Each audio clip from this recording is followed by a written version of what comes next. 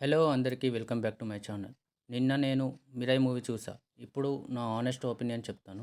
Movie core ఏంటంటే అశోకుడు 9 గ్రంథాల గురించి. అవి విలన్‌కి దొరకకుండా ఎలా ప్రొటెక్ట్ చేశాడు అనే పాయింట్ మీదనే స్టోరీ రన్ అవుతుంది.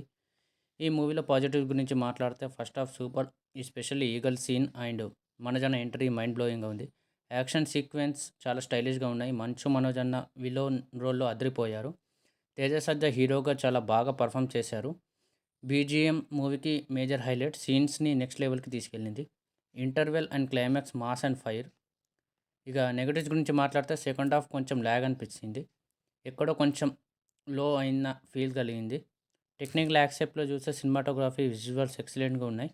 Fights and action choreography stylish and ఎంగేజింగ్గా ఉంది. Music and BGM is biggest asset of the film. ఓవరాల్గా మిరాయ్ ఒక డీసెంట్ వాచ్.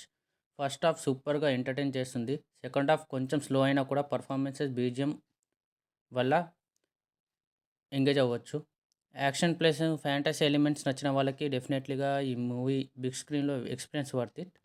ఇది నా ఒపీనియన్ ఆన్ మిరాయ్. మీ అందరికీ ఎలా అనిపించిందో కామెంట్లో చెప్పండి. వీడియో నచ్చితే లైక్ అండ్ షేర్, సబ్స్క్రైబ్ చేయండి. థ్యాంక్